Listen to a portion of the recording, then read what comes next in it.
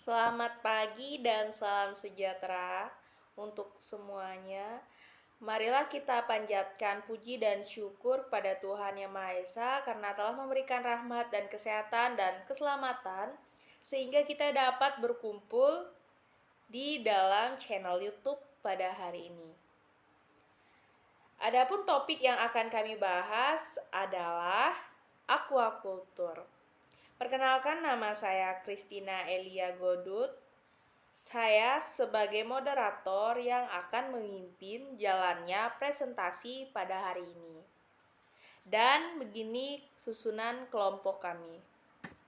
Susunan kelompok saya yang pertama adalah Selviani sebagai penyaji pertama, Baby Mart Utana sebagai penyaji kedua, Ayu Febianti sebagai penyaji ketiga, Rangga Asari Saputra sebagai penyaji keempat, Suryati sebagai penyaji kelima, Deski Fitri Novianti sebagai penyaji keenam, dan Meme Melilia sebagai penyaji keenam. Sekian, baik teman-teman, langsung saja kita mulai ke sesi yang pertama adalah penyajian materi. Saya persilahkan untuk Selviani sebagai penyaji pertama untuk menyajikan materi pertama. Waktu dan tempat saya persilahkan. Saya Selviani akan menjelaskan tentang prinsip dan kriteria spesies aquaculture. Prinsip aquaculture menurut Pillay 1993, pembahasan tentang prinsip aquaculture definisi menjadi bahasan yang menyangkut basis aquaculture, sejarah aquaculture dan status saat ini, perencanaan pembangunan aquaculture nasional, pemilihan lokasi untuk pembangunan aquaculture, pemilihan spesies biota air yang dibudidayakan, rencangan dan konstruksi aquafarm, nutrisi dan pakan, reproduksi dan seleksi genetik, kesehatan dan penyakit budidaya, kontrol gulma, predator dan hama dan penyakit, ekonomi dan pembiayaan aquaculture, manajemen farm, pembangunan dan teknologi pasca panen. Yang terakhir adalah pemasaran produk aquaculture. Pemilihan spesies biota akuatik yang dibudidayakan dapat ditentukan oleh yang pertama adalah tujuan yang akan dicapai. Spesies dibudidayakan untuk dijual sebagai sumber pangan, bahan baku, farmasi, dan kosmetika. Sebagai contoh, untuk memenuhi pemerintahan produk aquaculture untuk sumber protein, pembudidaya dapat memilih jenis ikan konsumsi seperti ikan mas, gurame, nila, patin, lele, bawal, air tawar, betok, gabus, udang galah, bandeng, udang windu atau faname, kepiting, kerapu, kakap, dan bawal. Sedangkan jika potensi pasar jual tinggi, pembudidaya memilih spesies yang dapat menjadi bahan baku farmasi seperti ikan gabus, rumput laut, teripang, kuda laut, dan lain-lain. Sekian dari saya. Terima kasih untuk penyampaiannya Selviani. Sekarang adalah tetap materi yang pertama. Slide yang berikutnya akan disampaikan oleh Baby Mart Utama. Waktu dan tempat saya persilahkan. Terima kasih. Halo, saya Baby Mars Utana. Di sini saya akan menjelaskan tentang jenis-jenis biota budidaya. Jenis biota budidaya dapat dibedakan menjadi 5, yaitu yang pertama ada ikan atau finfish, merupakan biota akuatik yang memiliki sirip, dan sirip tersebut digunakan sebagai alat geraknya. Jenis ikan ada yang bersisik dan ada yang tidak bersisik. Berdasarkan habitatnya ada ikan air tawar, misalnya ikan nila, mas, gurame, dan bawal air tawar. Untuk ikan air payau misalnya ikan bandeng dan belana, dan ikan air laut misalnya ikan kerapu dan ikan kakap. Yang kedua ada moluska. Moluska dalam bahasa Latin artinya lunak. Merupakan biota akuatik yang memiliki tubuh yang lunak dan dilindungi oleh cangkang yang keras. Ada yang memiliki cangkang pipih yang setangkup sehingga disebut juga bivalvia. Berdasarkan habitatnya ada moluska air tawar, misalnya kijing Taiwan dan remis. Moluska air payau misalnya kerang bakau, dan moluska air laut misalnya abalon dan kerang hijau. Yang ketiga ada krustasea.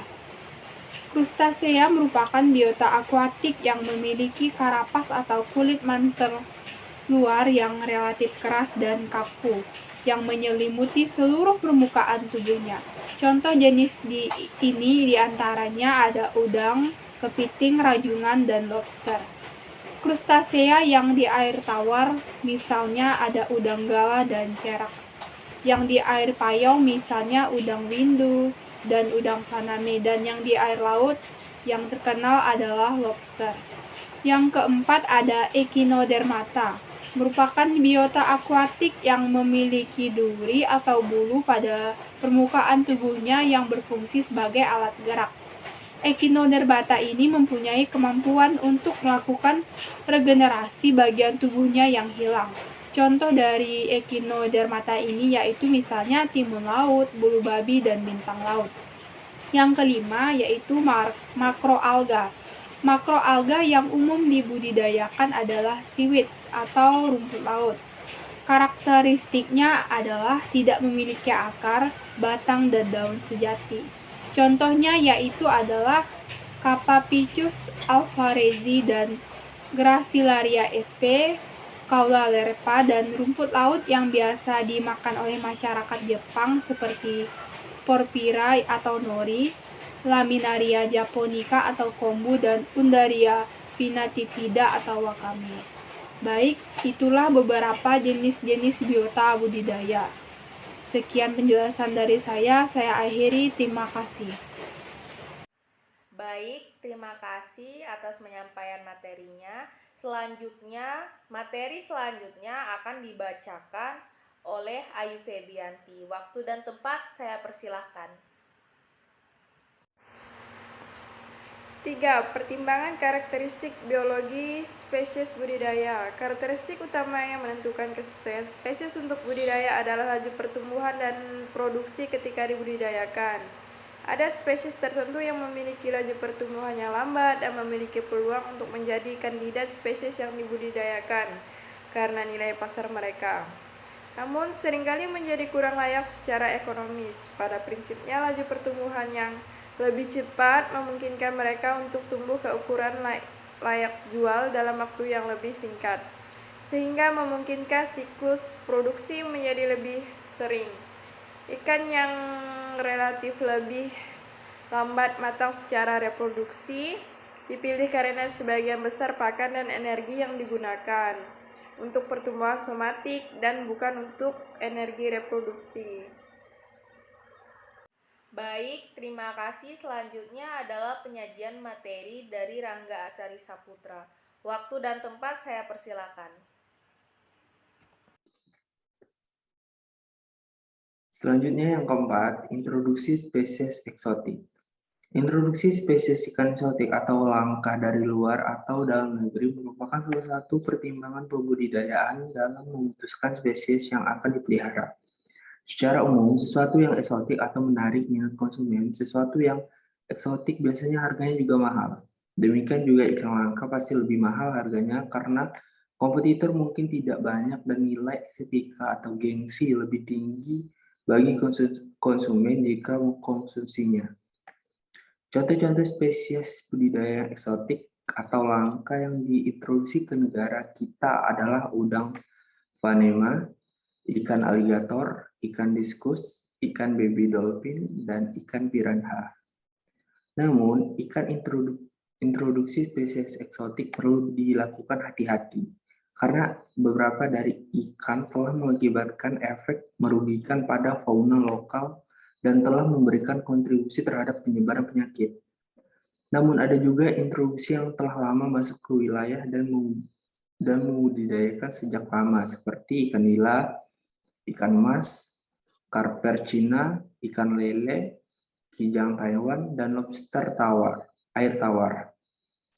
Untuk mencegah kerugian atau dampak negatif yang ditimbulkan terhadap lingkungan perairan dari introduksi ikan eksotik, maka diperlukan kriteria yang tepat akan ikan tersebut, seperti A. Spesies tersebut untuk memenuhi kebutuhan lokal karena tidak adanya spesies serupa di wilayah introduksi.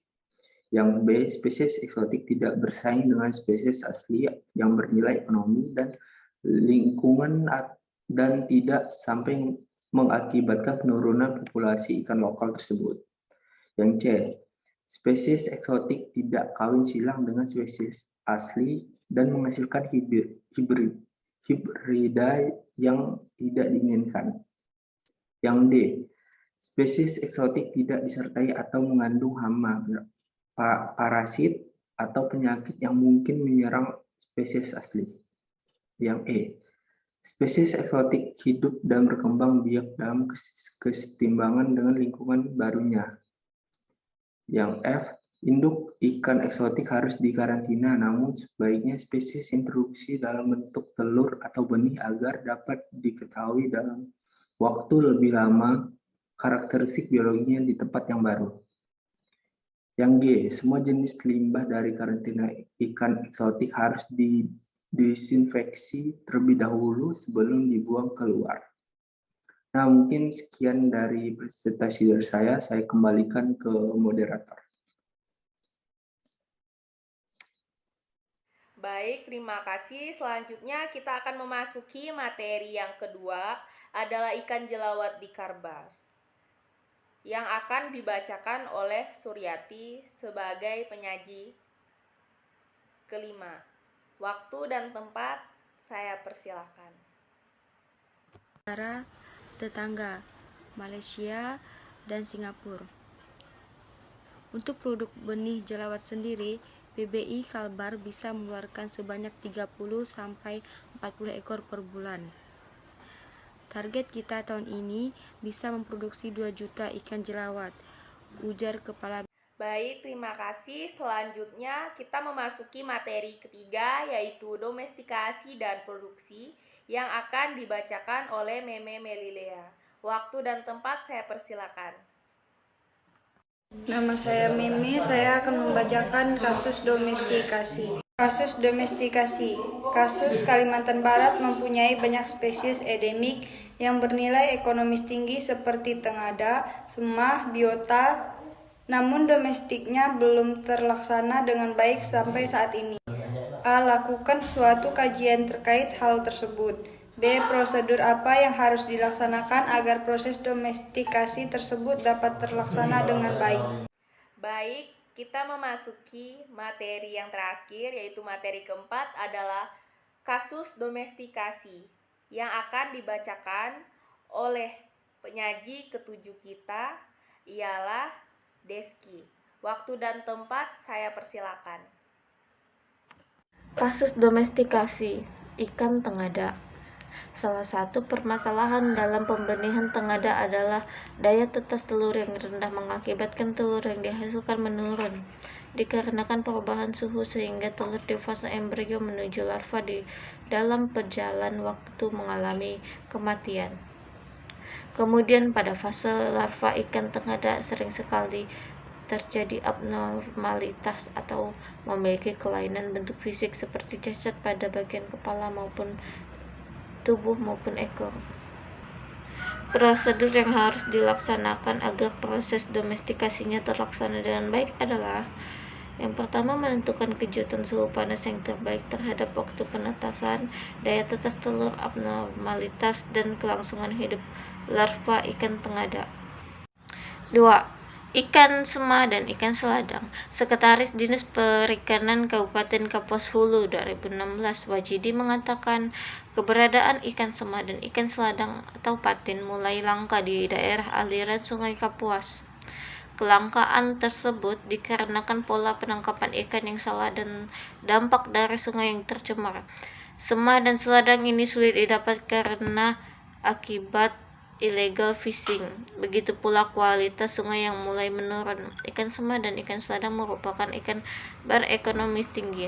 Dagingnya pun enak, tapi karena cara menangkap dengan tuba dan setrum, kedua ikan ini jadi sulit didapat di perairan umum. Untuk menangkap ikan semah kita harus ke daerah perhuluan yang jarang ada aktivitas illegal fishing. Sementara ikan seladang hanya ada di danau-danau. Agar ikan semah dan seladang tidak punah, perikanan berupaya melakukan pemijahan terhadap semah dan seladang. Akan tetapi masih terkendala pada teknis, yaitu belum ada pengembangan. Karena Balai Benih Ikan masih terbatas sumber daya manusia yang ahli di bidang pemijahan. Prosedur yang harus dilaksanakan agar proses domestikasinya terlaksana dengan baik adalah: yang pertama, melarang para nelayan untuk melakukan illegal fishing.